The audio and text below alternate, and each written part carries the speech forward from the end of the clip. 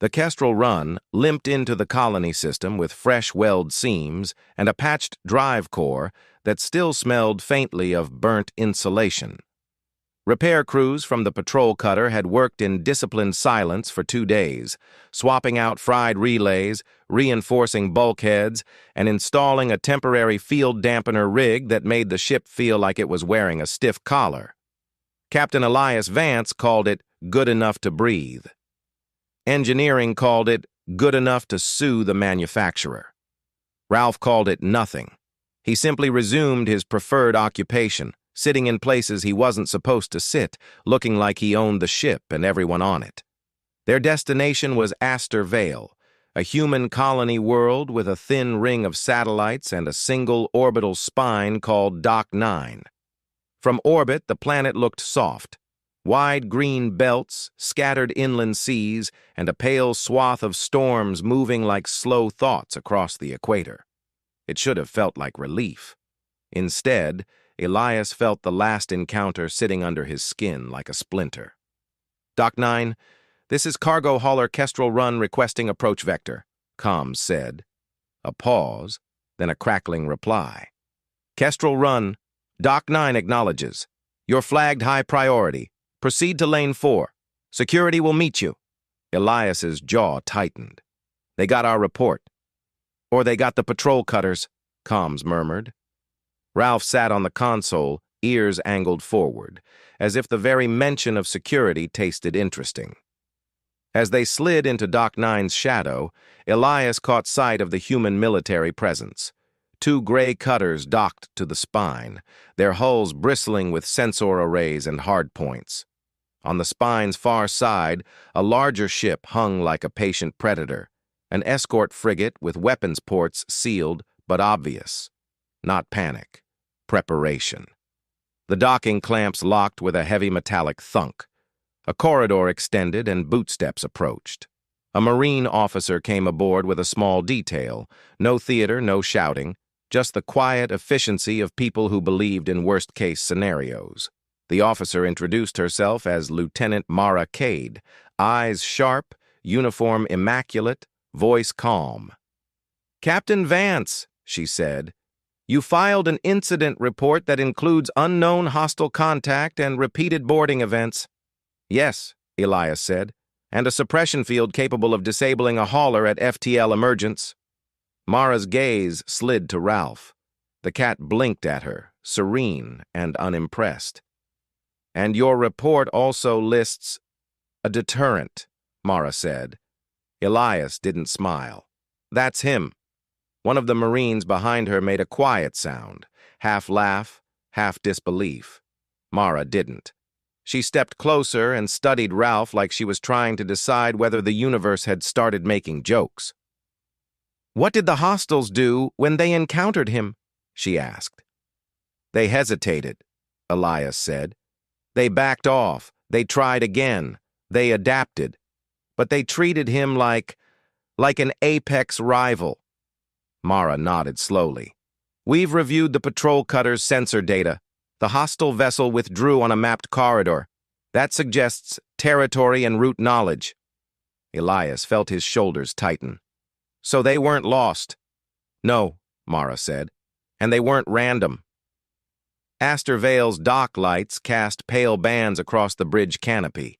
Outside, civilian cargo drones moved like insects along the spine, unaware of how close their world might be to becoming a story told in warning tones. Mara Cade looked at Elias.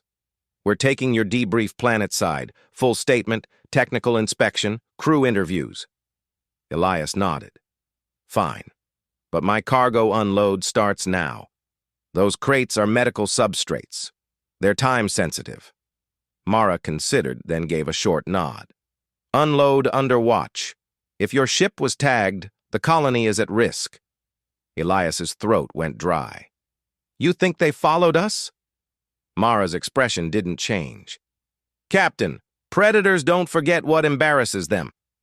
Ralph hopped down from the console and padded toward the open hatch, tail up, as if the entire conversation had been about something minor. Elias watched him go, then quietly asked, What are our odds?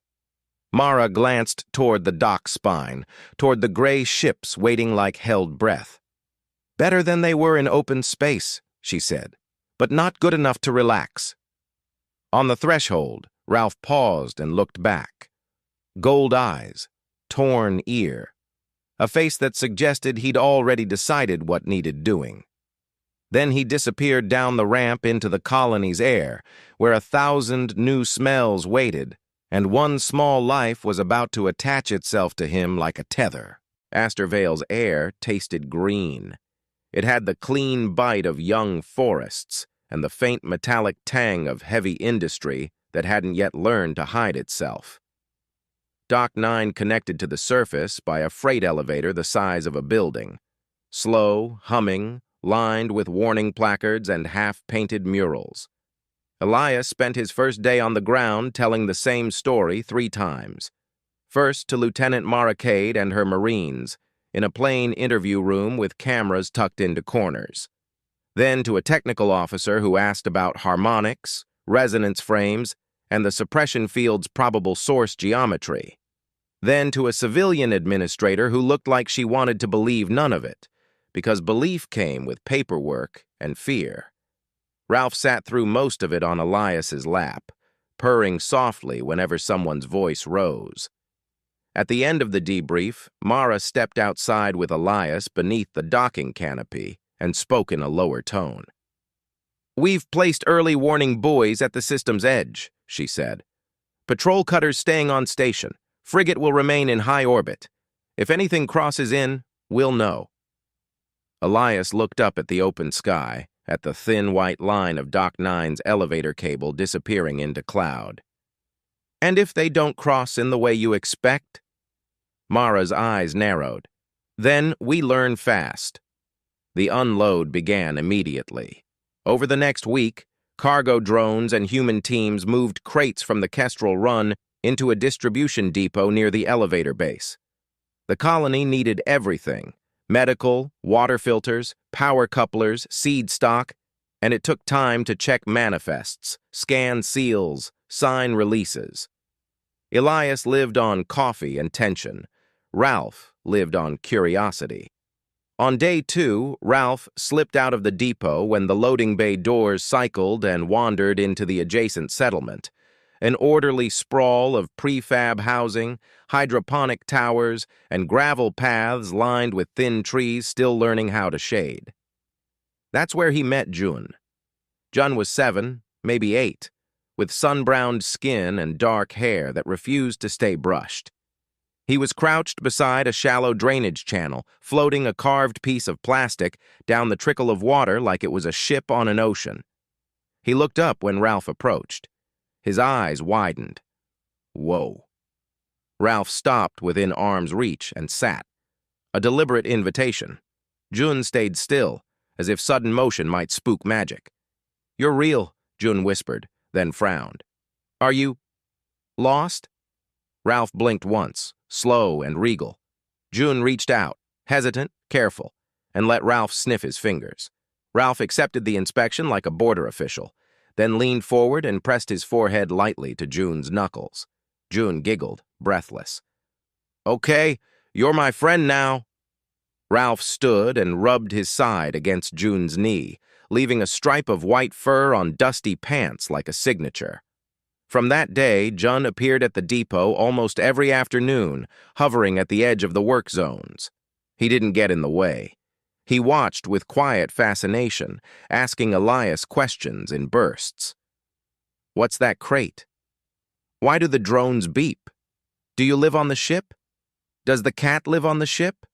Is he a space cat?" Elias, despite himself, found his answers softening. "That crate's medicine. Those drones complain if you overload them." "Yeah, I live on the ship." "Yes, Ralph lives on the ship." "No, he's just Ralph." Jun took that in like it mattered. Ralph treated Jun like a stable feature of the environment. He'd appear beside the boy without warning, sit close, sometimes follow him along the gravel paths until Jun's guardian called him in. On day 5, Jun brought Ralph a gift, a strip of dried fish wrapped in a napkin. "I asked the kitchen," June said seriously. They said cats like fish. Ralph sniffed it, then ate with solemn appreciation. June beamed like he'd just negotiated a treaty. Elias watched from the depot entrance, arms folded, trying to pretend the sight didn't ease something tight in his chest. Mara Cade approached him, gaze scanning the sky reflexively. "Your cat has become a local celebrity." Elias exhaled. "He doesn't do it on purpose." Mara's mouth twitched. "That's what makes it worse." She paused, listening to something in her earpiece. Her posture sharpened. Elias felt the change before she spoke. The air seemed to tighten. "What?" he asked. Mara's eyes went distant for a half-second as she processed. "Outer boys detected a fluctuation," she said. "Not a ship, more like a distortion." Elias's stomach sank. "How long?" Mara looked toward the horizon, toward the settlement and the thin line of trees. "Unknown," she said. "But, Captain, get your crew back aboard. Now." Across the gravel, Jun waved at Ralph, laughing as the cat trotted beside him. Ralph's ears pivoted toward the sky. He stopped. His fur lifted along his spine. Jun noticed and frowned. "Ralph?" Ralph stared upward at nothing. And somewhere at the edge of the system, something that had been humiliated was searching. The first alarm on Astor Vale didn't sound like panic. It sounded like a question. A single long tone rolled out from the settlement speaker pylons, low and steady. People paused mid-task. Cargo drones hovered uncertainly. A child's laugh died into silence. Then a second tone joined it, higher, urgent. Lieutenant Mara Cade's earpiece crackled nonstop. "Contact is not coming in hot," she muttered. "They're sliding." Elias caught up to her at the depot gate. "Sliding?" Mara's eyes tracked the sky, though nothing was visible. "Like a shark underwater. No signature until it's already close." Another tone sounded, and this time the colony's message boards lit with red text. "Shelter protocol. Stage 1. Civilians move indoor security to posts." June stood a few meters away with Ralph at his side. The boy's guardian, an older woman with hard hands and tired eyes, grabbed Jun's wrist. "Inside!" she snapped. June resisted. "But Ralph—" Ralph didn't resist being taken because he wasn't taken. The cat had planted himself on the gravel, staring at the open sky as if he could see the unseen. Elias strode over. "June, listen to her, now!" June's lower lip trembled. "Ralph's scared." Elias looked down. Ralph wasn't scared. Ralph was locked on. "Ralph," Elias said softly. "Come." Ralph didn't move. Mara's voice hardened. "Captain, we are not negotiating with a cat right now." Elias ignored her and crouched, bringing his face closer to Ralph's. "Crewman," he murmured. "We go. Together." Ralph's ears flicked. He broke eye contact with the sky just long enough to look at Elias, one slow blink. Then he turned and walked, brushing past June's shin as he went, like reassurance delivered in fur. Jun's guardian pulled him inside.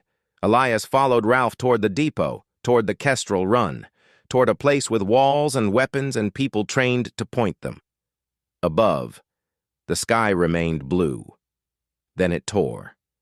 Not visibly at first, just a ripple, like heat haze. A shimmer over the distant tree line. The birds that had been introduced to Astor Vale's ecosystem rose in a sudden frantic cloud and fled. The shimmer thickened into an unzipping seam, and the first alien shape stepped through. It did not arrive as a ship. It arrived as an intrusion. A slit in reality opened above the far ridge, and a cluster of the predators fell into the air like stones, landing with impossible grace. Their camouflage shifted to match dust and green, but their eyes stayed bright, forward, hungry.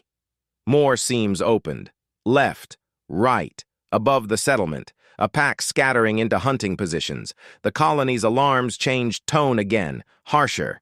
A new message flashed. Shelter protocol. Stage 2. Contact confirmed, all civilians lockdown, military engaging. From the edge of the settlement, Marines opened fire. Not wildly, controlled bursts, coil rifles spitting bright streaks that hit the aliens and, sometimes, made them stagger, sometimes did nothing at all. The aliens moved like water poured down steps, flowing between cover points with predatory economy. Elias watched from the depot bay as Marines took positions along barricades. The colony had defenses, turrets on towers, drones that unfolded from storage pods and lifted into the air with weapon mounts. But the aliens weren't charging. They were circling, testing, learning. Jun, pressed against a window inside a nearby prefab, watched with wide eyes. His guardian tried to pull him back. Jun pointed, shaking. Why are they? Ralph appeared under the window as if he'd climbed there on purpose. He looked up at Jun, then looked toward the ridge. Jun's breathing hitched. Ralph wants to go out. No, the guardian snapped, voice breaking. No, no. Ralph turned and walked away from the house, tail low, body sleek. Jun made a decision that lasted only a second. He shoved past his guardian and sprinted out the door. Jun! She screamed. Elias saw the small figure bolt across the gravel. Jun!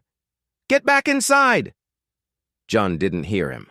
His gaze was fixed on Ralph like Ralph was a compass. Ralph paused at the edge of the work yard and looked back. Jun ran toward him, breath ragged. On the ridge, an alien's head snapped in their direction.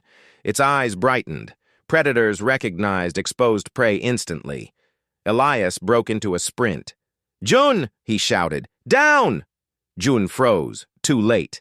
The alien launched from cover, moving with terrifying speed, crossing open ground like a strike. Ralph moved to meet it. White and ginger blur. A small apex predator placing himself between a child and a hunter born on another world. The alien's claws flashed. Ralph didn't flinch. He hissed, and the sound cut through gunfire like a blade. The alien faltered, just a fraction, confused by the audacity of the tiny thing that didn't run. Elias closed the distance, heart in his throat, because fractions mattered. And on Astor Vale, the story the aliens had followed was about to become a war, to be continued.